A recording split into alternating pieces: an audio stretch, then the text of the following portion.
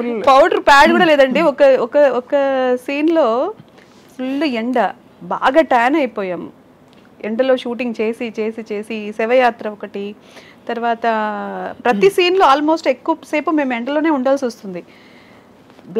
Tan అయిపోయి black అయిపోతుంది. ఇంకా వేరే షూటింగ్స్ కూడా ఉంటాయి కదా నాకేంటంటే స్కిన్ పాడైపోతుందని ఒక చిన్న ఫీలింగ్ ఉండి ఒక రోజు బాగా చెప్పినందుకు వేరే వాళ్ళు తెలుసుకుని డాక్టర్ దగ్గర ఇది తీసుకుని మేకప్ లేకపోతే ఫస్ట్ సన్ స్క్రీన్ వేసిన తర్వాత క్రీమ్ పెట్టుకుంటాం కదా, సన్ స్క్రీన్ లోషన్స్ పెట్టుకుని ఏదో క్రీమ్ పెట్టుకుంటే వెళ్ళగానే ఏదో మీ ఫేస్ షైన్ అవుతుందండి అన్నారు.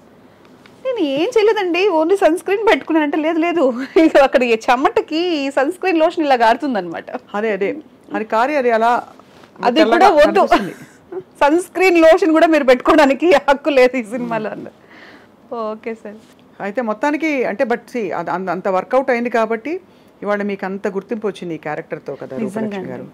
అదైతే చాలా హ్యాపీ. ఎందుకంటే సినిమా మొత్తము ఆయన ఏం చెప్పారో, ఆయన ఏం అనుకున్నారో అది మా దగ్గర వర్క్ చేయాలి. ఒక డైలాగ్ కొంచెం చెప్పచ్చు కదా మా కోసం. బాబు ఎంత పని చేసినావే, ఒక్కసారన్నా ఈ కూతురు నీకు యాదికి రాలేదనే అని ఆయన మీద పడి ఏడుస్తాను కదా. నాకు మీరు చెప్తుంటే నాకు ఏడుపు వచ్చేస్తుందండి బాబు. థ్యాంక్ యూ అండి. అది ఫస్ట్ అంటే నాకు ఎమోషన్ అంతవరకు అప్పుడే ఏడుస్తూ కూర్చుంటాను, అక్కడక్కడ కనిపిస్తాను. కానీ నా సీన్లో ఫస్ట్ మీరు ఇప్పుడు ఈ సీన్ బాగా చేయాలి మీరు అన్నారు.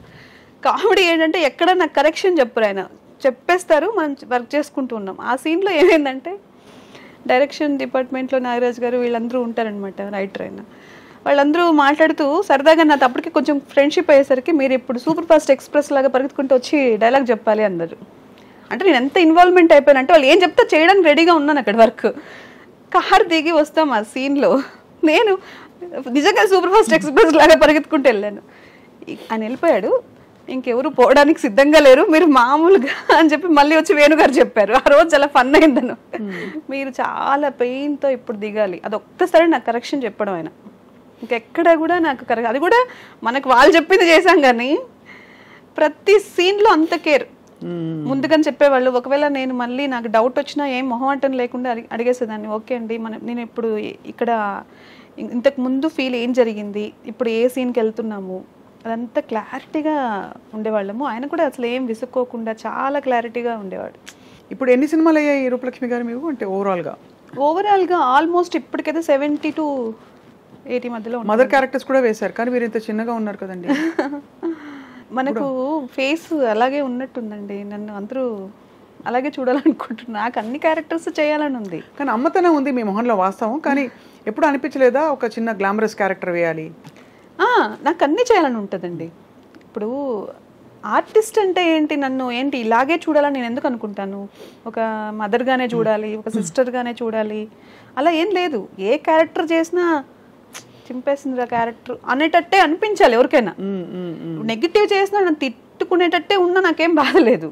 అక్కడ నన్ను చూడట్లేదు, వాళ్ళు నా క్యారెక్టర్ చూస్తున్నారు. కరెక్ట్ కదా, అంతే కదండి. గ్లామర్గా అంటే ఓకే, మనం గ్లామర్ కూడా గ్లామర్ మీన్స్ ఫేస్ ఎక్స్ప్రెషన్స్ అన్నీ ఉంటాయి కదా దాంట్లో కూడా. క్యారెక్టర్ చేయాలంటే మనం దానికి ఎంత ఇది ఉంటుంది, అది కష్టం నిజం చెప్పాలంటే. కరెక్ట్. ఇవన్నీ నేను ఇంట్లో నేను ఫీల్ అవుతున్నవే, ఇవన్నీ నేను చేస్తున్నవే ఇలాంటి క్యారెక్టర్స్ అన్ని.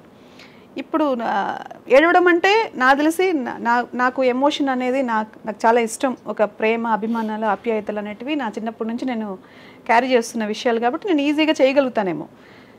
ఒక నెగిటివ్ క్యారెక్టర్స్, ఈ నీలాంబరి చెప్పిందే నిజం అలాంటిదా?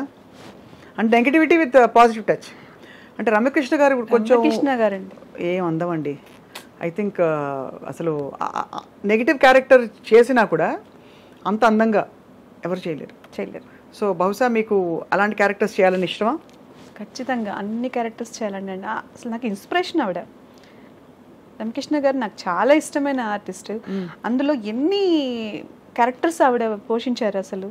ఒక పాత సినిమాలు చూసుకుంటే లవ్వర్ అంటే లవ్వర్, భార్య అంటే భార్య, నెగిటివ్ చేస్తే నెగిటివ్, స్ట్రాంగ్ లేడీ అంటే స్ట్రాంగ్ లేడీ, అంతే.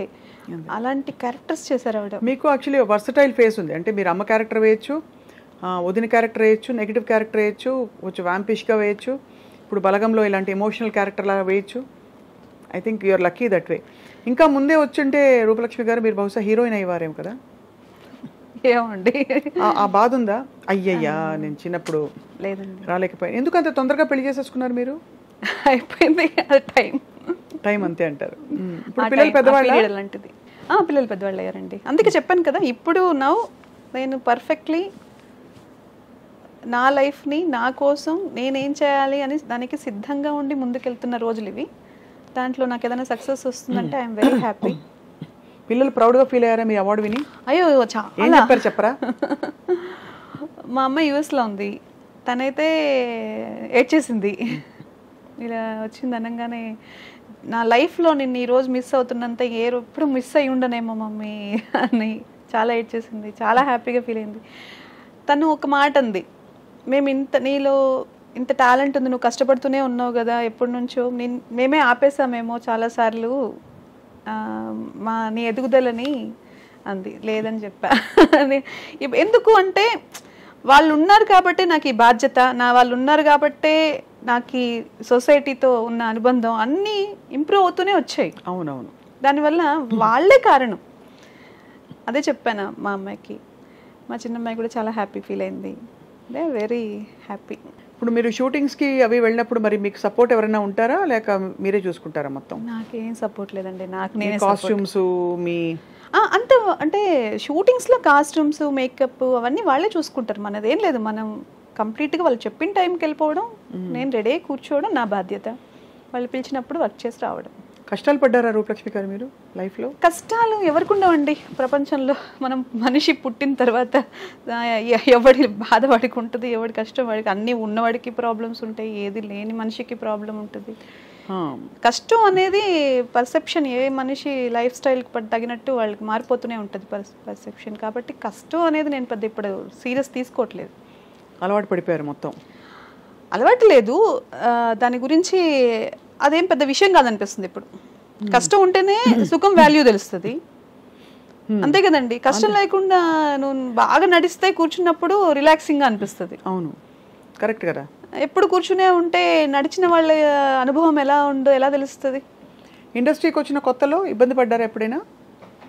అంటే టు అండర్స్టాండ్ థింగ్స్, ఇది ఎలాగా అడగకూడదు. అవునండి, పడ్డారా? చాలా ఇబ్బంది. అంటే నాకు అందరితో అంత ఫ్రీగా మాట్లాడే అలవాటు నాకు తెలియదు ముందుగా. ఫస్ట్ ఆఫ్ ఆల్ నేను చిన్న కంజెస్టెడ్ లైఫ్ స్టైల్ నుంచే బయటకు వచ్చాను కాబట్టి నాకు ఎవరితో అంత సడన్గా నేను వెళ్ళి మాట్లాడలేను. ఇంకోటి ఏదో నాకు అన్నీ తెలుసు అని కూడా చెప్పలేను. తెలుసున్న విషయాన్నైనా సరే నేను వెంటనే రియాక్ట్ అయ్యి చెప్పలేను. కాబట్టి వాళ్ళేంటి, వాళ్ళ కంఫర్ట్స్ ఏంటి, ఫస్ట్ వాళ్ళకి ప్రిఫరెన్స్ ఇస్తాను. తర్వాత నా వరకు నేను ఏం చేయగలనో చూసుకొని ముందుకెళ్ళిపోతాను. ఇప్పుడు జోన్ నుంచి బయటకు వచ్చి కొంచెం నేను కూడా మాట్లాడుతున్నాను, అందరితో కలిసిపోతున్నాను, నాకు అవకాశం ఇస్తాను.